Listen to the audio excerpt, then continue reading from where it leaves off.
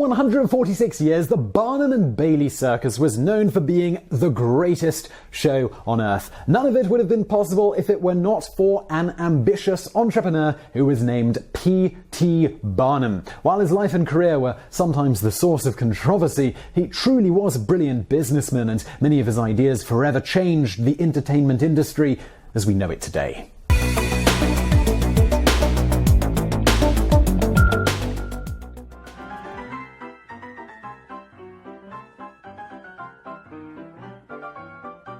Phineas Taylor Barnum was born in 1810 in Bethel, Connecticut. His parents, Philo Barnum and Irene Taylor, were farmers who rented out rooms in their home for a bit of extra income.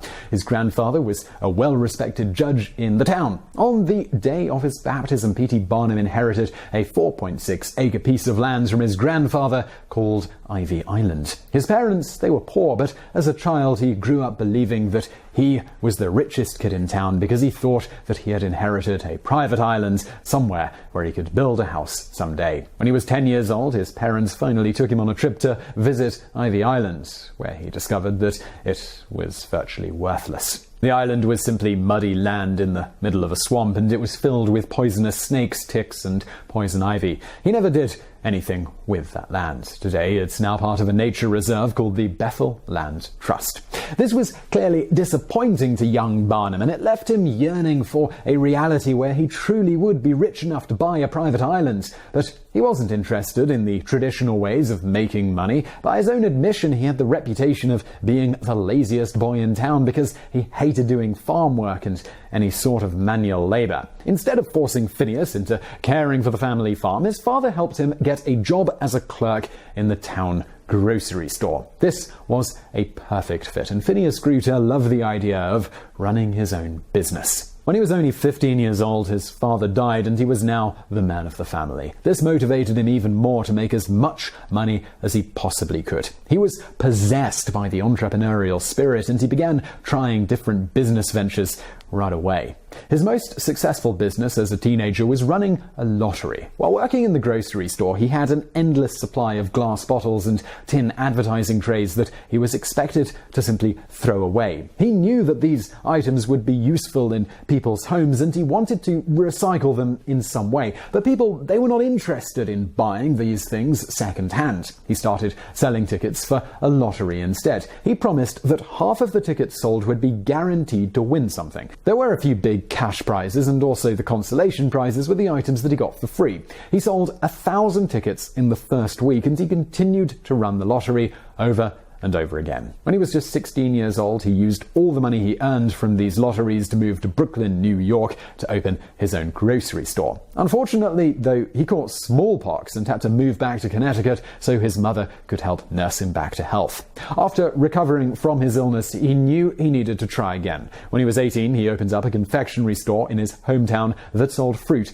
and candy. He was able to run more lotteries from this store. He married his first wife, Charity Hallett, when he was 19 years old, and she was 21. They would eventually go on to have 4 daughters together. While he never really was overly romantic, he did write that his wife was a treasure and that without Charity, I am nothing. When he was 21, he wrote several passionate articles about politics and sent them into the local newspaper, but they were all rejected. He decided that if no one was going to publish his work, he would self-publish his own paper called the Herald Freedom. He had enough money to buy his own printing press, and he handed out the newspapers in town. In one of his articles, he exposed the corrupt leaders of the town's local church. The men sued him for libel, and since he had no proof to back up his claims in court, he ended up paying a $100 fine and spent 60 days in jail. When he was released, he became a local hero and a leader of the liberal movement. Everyone loved him in Bridgeport, but he decided that he achieved all he could possibly achieve in Connecticut. He wanted to move to New York City, where he knew he would have many more opportunities to earn a fortune.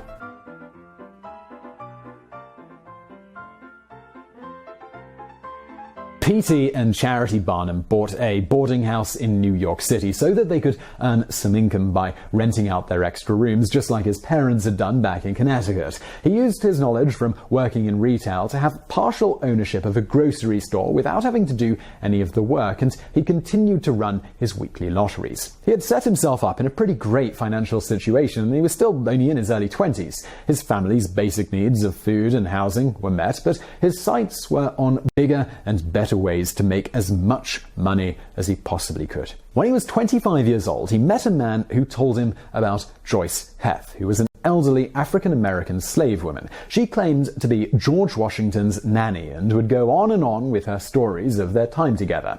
If this was true, it would make her 161 years old. Barnum was able to pay her owner $1,000 in order to put her on display. She looked so incredibly old that people actually believed that she may truly have been 161. People came from all over New York City to see her. She died after only 1 year of touring. There was a public autopsy that revealed she was only about 80 years old, but people were not angry about the deception. While it was a humbug, they still enjoyed the spectacle. This gave P.T. Barnum a preview of the showman experience. If he could find even more fantastic and interesting attractions, he didn't have to do any of the hard manual labor that he dreaded so much. He could just hire talented people to perform and collect the money from ticket sales. P.T. Barnum tried to sell tickets to acts with performers who specialized in juggling and plate spinning, but most of these shows they didn't do well because people had seen these acts before.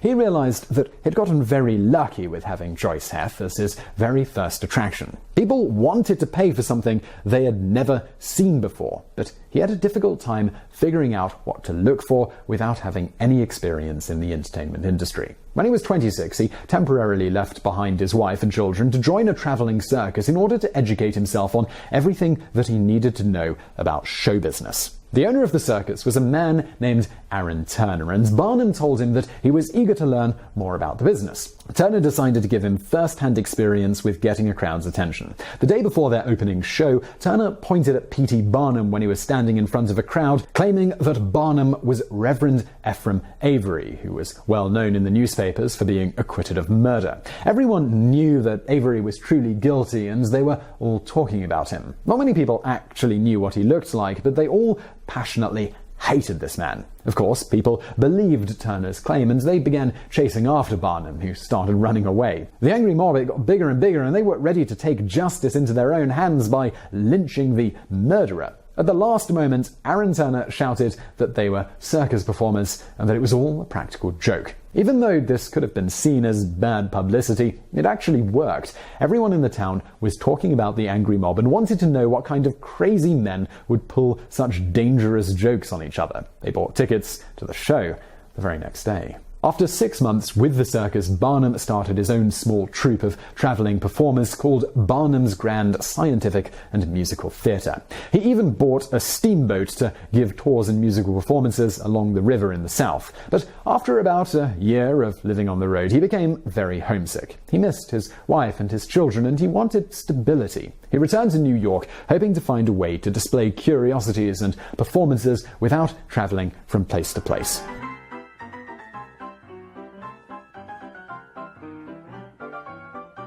In 1841, Barnum purchased the Scudder's American Museum and transformed it to be a much more appealing place to visit. He added flags to the outside and created an elaborate rooftop garden where a hot air balloon gave people rides on a daily basis. Inside, he had a menagerie of exotic animals, magicians, and miniaturized recreations of famous battles. P.T. Barnum was a genius when it came to getting more people to come to his attractions. When the American Museum first opened, he wasn't selling as many tickets as he hoped, so he found an unemployed man and paid him to run through a cycle of various movements. He would pick up a brick on the street, carry it to the door, show his ticket to the museum, and walk inside. Then he would walk back out again, place the brick back down, pick up another, and continue to do this every single day to the point where people noticed this ritual on their way to and from work. Some would even stop to watch the man and ask what he was doing. It was enough to get people curious enough to buy a ticket for themselves so they could see what was going on inside.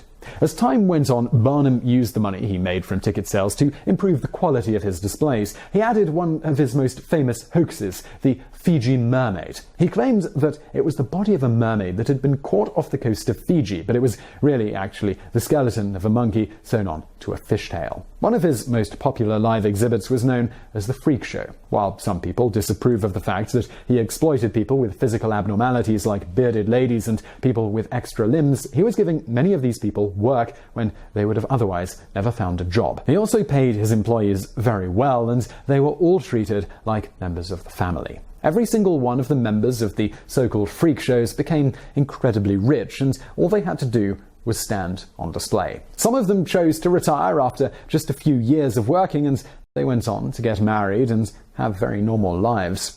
When Barnum was 33 years old, he'd been running his American museum for a few years, and he had found some success, but he was always looking for the next big thing. He met Charles Stratton, who was one of his distant cousins. Charles was only 4 years old when they met. He was a proportionate dwarf, standing only 25 inches tall. He would stay the size of a baby for the rest of his life. Charles's father was a carpenter, so their family did not have a lot of money. They were afraid for their son's future because not many dwarves could find work outside of the entertainment industry, and they were never the star of the show anyway. They were always just on the sidelines, used as the butt of a joke. P.T. Barnum agreed to be his cousin's manager and spent months teaching him how to sing, dance, and act. He was not sure how well the audiences would enjoy the show, so at first he paid the boys' parents $3 a week, which is the modern-day equivalent of about $70. His parents agreed, and they were just happy that their young son could earn any money at all. P.T. Barnum's strategy with Charles's performance was to make him the polar opposite of what people expected from a dwarf. He gave the boy the stage name of Tom Thumb, after the well-loved English fairy tale. He also claimed that he was already 10 years old instead of 5, which made his small stature even more incredible. Thankfully, Charles was a very smart child, and he picked up on how to talk with the bigger vocabulary of a 10-year-old rather than a 5-year-old. Barnum advertised Tom Thumb as a tiny gentleman, dressing him in tailor-made suits. He was able to memorize complicated lines and performed roles of dignified figures in history like Napoleon Bonaparte. It worked a treat. He traveled all over the United States and Europe, becoming one of the world's first international celebrities. Even Queen Victoria was a fan of little Tom Thumb. As time went on, P.T. Barnum hired other proportionate dwarves to join his American museum. And this is where Charles Stratton met his future wife, Lavinia Warren. Barnum threw them a wedding ceremony that became front-page news. President Abraham Lincoln was also a huge fan and threw them a honeymoon party at the White House. Stratton made so much money through performing, he could have retired at a very young age, but he genuinely enjoyed it, and he continued until he died at the age of 45. The museum became so popular that people would buy one ticket and stay there all day, even if they got to the end of the tour. It would get so crowded that Barnum had to figure out a way to trick people into leaving. He put up a sign that said, "This way to the egress." People assumed this was a way to another attraction, but egress is just a fancy word for exit. Once they left the building, they could no longer open the door, and if they wanted to come back inside, they needed to stand in line and buy another ticket.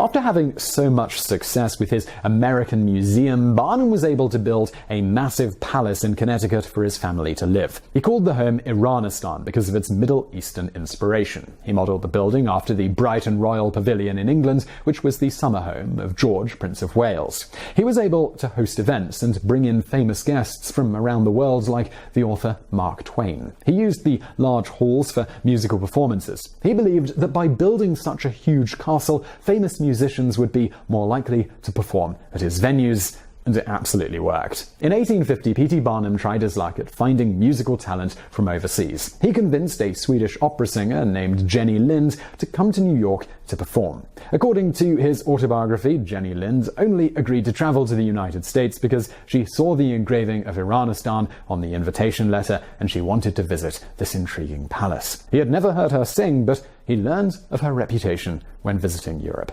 Barnum was taking a huge risk by hiring Jenny Lind, especially since he had no experience in the music industry. He even paid her in advance to travel to the US. But Barnum used his marketing genius to hype up her arrival so much that Americans believed she was one of the greatest singers in the world and that they would be foolish to miss her limited-time performance. He created posters that dubbed her the Swedish Nightingale. Her first performance was held in the Castle Garden, and tickets sold out. The shows were so popular, Jenny Lind performed with Barnum 93 times over the course of 5 months. This newfound fame gave her enough momentum to hire a new manager and go on a world tour. Barnum was taking a cut of the ticket sales. Jenny Lind earned $350,000 while she was working with Barnum for those few months, and she went on to make even more during her tour. Barnum received $500,000, which is the modern-day equivalent of nearly $15 million.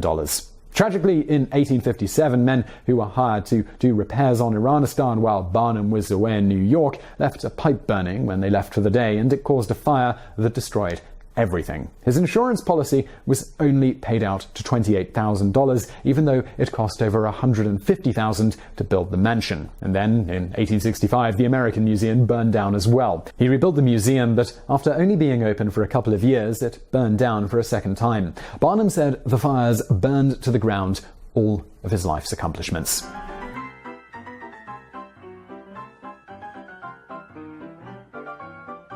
60 years old, P.T. Barnum's life was a roller coaster of success and failure. He was at an age when most men would decide to cut their losses and just retire. But one of the many things that made P.T. Barnum such a success was that he didn't let his failures stop him from moving forward. His children were all grown up and his wife, Charity, had sadly passed away. He decided that the time was right in his life to start a traveling circus. He was the very first circus owner to buy his own train to move the performers and equipment from place to place. He paid his workers well, and he made sure to use bright, colourful, elaborate tents and equipment which would attract crowds. His first traveling show was called P.T. Barnum's Grand Traveling Museum, Menagerie, Caravan and Hippodrome. This had many of the same attractions he once had in his American museum, only on a much grander scale. People outside of New York City were able to see his freak show, his animal menageries, and his impressive acrobats that he had collected over the years of networking and making friends in show business. In 1881, when he was 71 years old, he joined up with another circus, which was owned by James Bailey, and their combined acts became the famous Barnum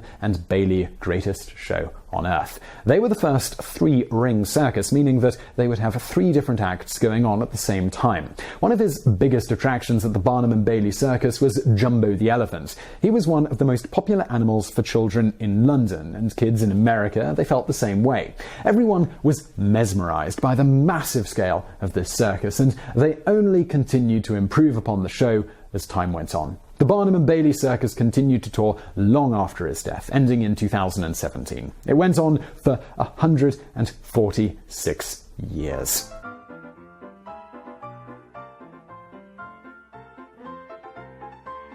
As he grew older, fewer and fewer people criticized P.T. Barnum for the tricks that he played on audiences, and more people recognized the impact that he made on the entertainment industry. He was well respected by just about everybody. He wrote 4 books in his later years, including one called The Art of Money Getting. In another book, Humbugs of the World, he was very candid about psychics and magicians' tricks, and even called out Harry Houdini. He knew all the tricks of the trade and wrote that he would pay $500 to any medium who could truly convince him that they were actually talking to the dead. His point was that even though we know that magic and ghosts are not real, that doesn't mean we can't enjoy the spectacle. Very few people know that P.T. Barnum took politics very seriously, especially in his later years. In his autobiography, he wrote that a man who takes no interest in politics is unfit to live in a land where the government rests in the hands of the people. In 1865, US Congress would be voting on the amendment of the Constitution to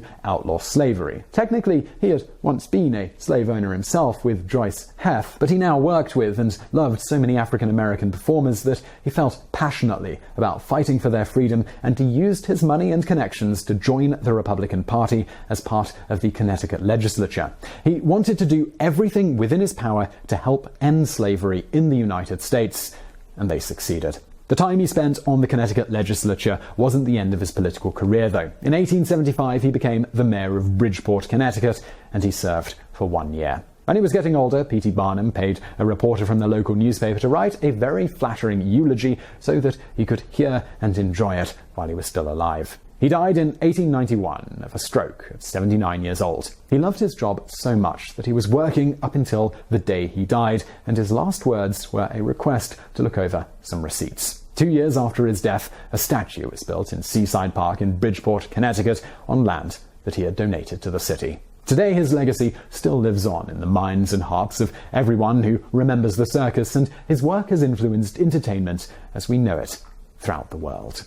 So I really hope you enjoyed that video. If you did, please do subscribe to this channel. We've got brand new biographic videos like this all the time. That's what this channel's for. That's what we do. Also, check out some other ones linked to on the screen now. And as always, thank you for watching.